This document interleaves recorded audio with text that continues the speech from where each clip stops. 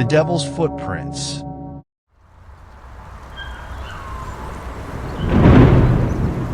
It had been one of the harshest winters anyone could remember. The wind cut through the small coastal town of Ravens Hollow like a knife, howling through the narrow streets and rattling the shutters of every house. The snow had fallen for weeks, burying the town under a thick, unyielding blanket of white. People stayed indoors, bundled up in their homes, as the blizzard raged on relentlessly. But it wasn't just the storm that had everyone on edge. Something else had unsettled the town, something far more sinister.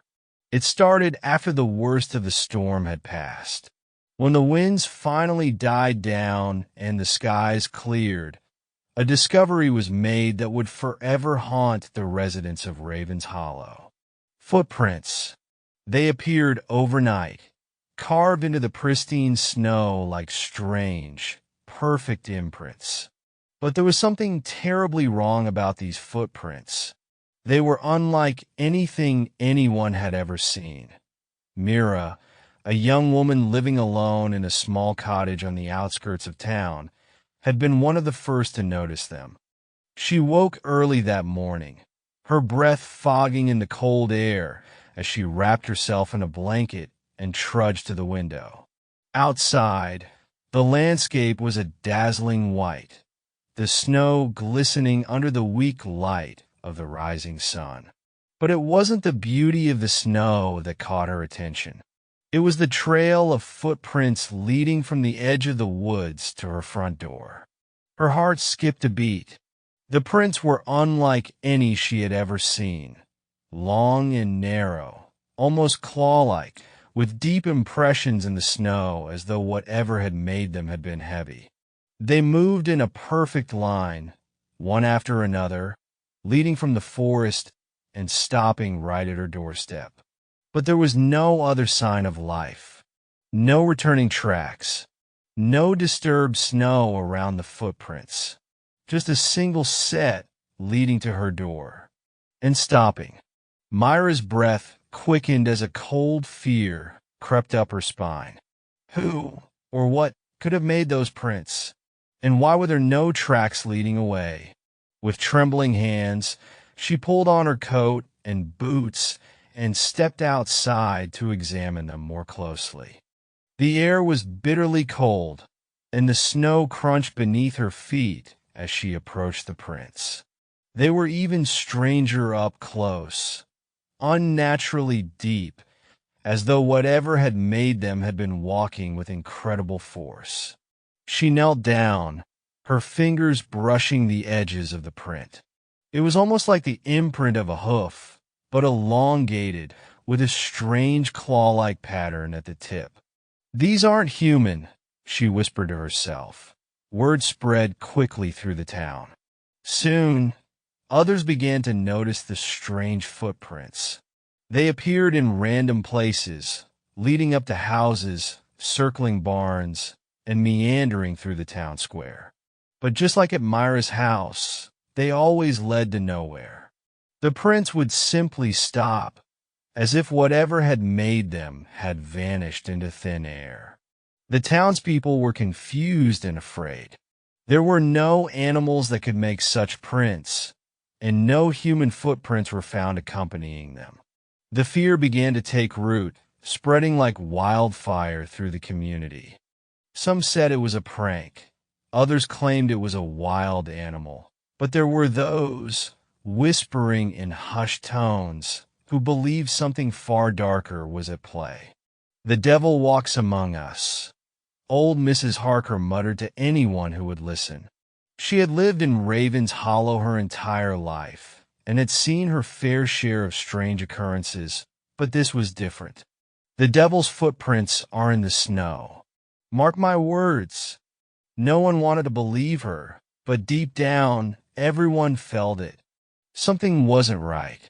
The unnatural stillness of the snow, the biting cold that seemed to intensify with each passing day, the eerie silence that followed the appearance of the prince. It was as though the very land itself had been cursed. Mira couldn't shake the feeling that she was being watched. Ever since the footprints had appeared at her doorstep, she had been unable to sleep. The house, which had once been her sanctuary, now felt like a prison.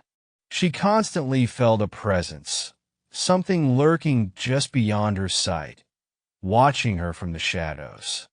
One night, unable to bear the suffocating silence any longer, she ventured into town to find answers. She met with Father O'Connell, the town's priest, hoping for some sort of comfort or explanation.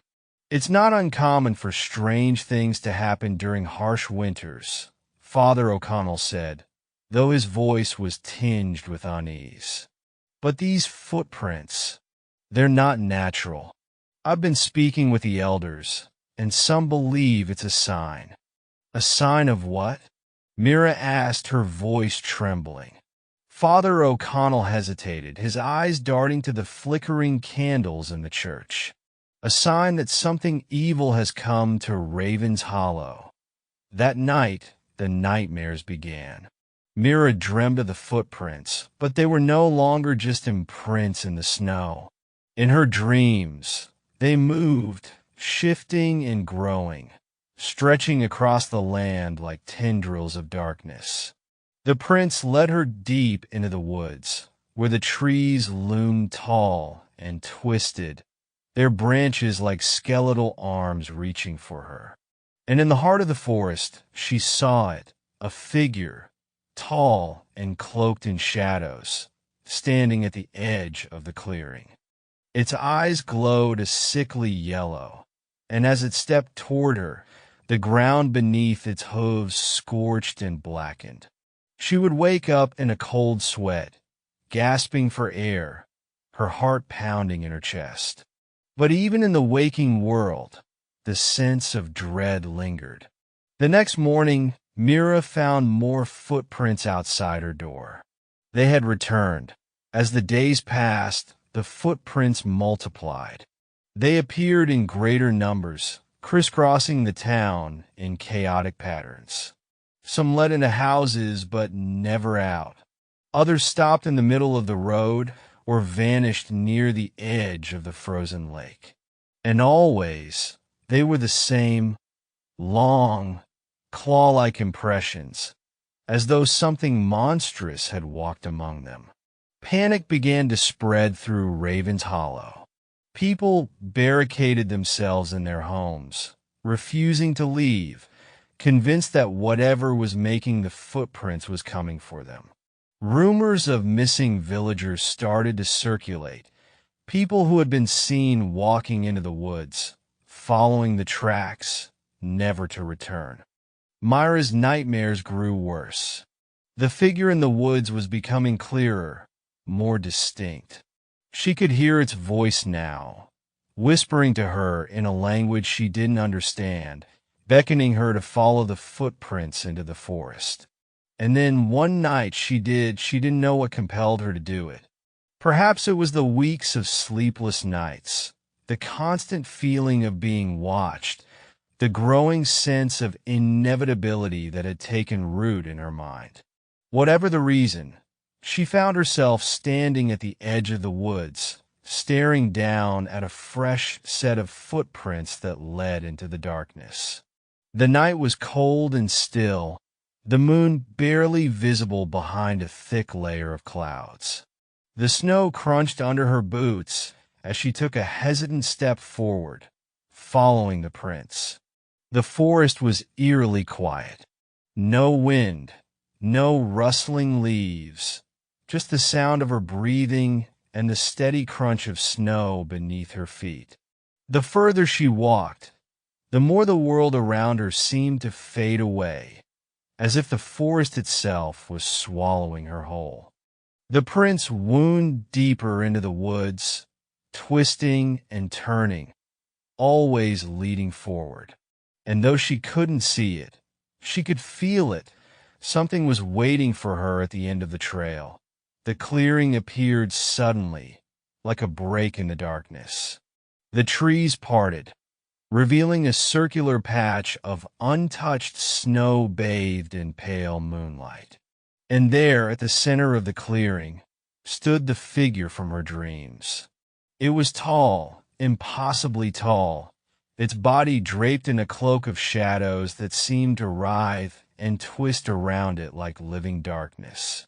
Its eyes glowed a sickly yellow, and its face, though hidden in shadow, radiated malice. Myra's breath caught in her throat. Every instinct screamed at her to run, to turn and flee, but her feet remained rooted to the spot.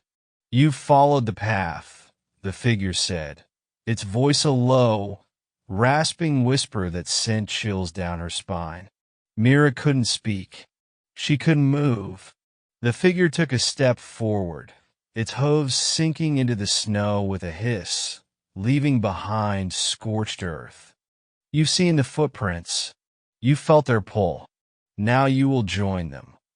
The figure raised its hand, and the ground beneath Myra's feet began to tremble. The snow around her swirled into the air, twisting into shapes, faces contorted in agony, mouths open in silent screams. They were the faces of the missing villagers, their souls trapped in the snow, forever bound to the path of the devil's footprints. Myra tried to scream, but no sound came out. The last thing she saw before the darkness consumed her was the figure, standing over her, its yellow eyes burning with unholy light. The next morning, the townspeople of Raven's Hollow awoke to a strange sight. The footprints had vanished, as if they had never existed. The snow lay undisturbed, pristine and white. But there was no sign of Myra. Her cottage stood empty, her belongings untouched. Search parties combed the woods, but there was no trace of her, no footprints, no clues, nothing. Just silence. And though the devil's footprints were never seen again, the town would never forget the winter when something dark and malevolent had walked among them, leaving only fear and mystery in its wake. For in the cold, still nights, when the wind howled through the trees, some swore they could still hear it, the faint echo of footsteps growing closer and closer.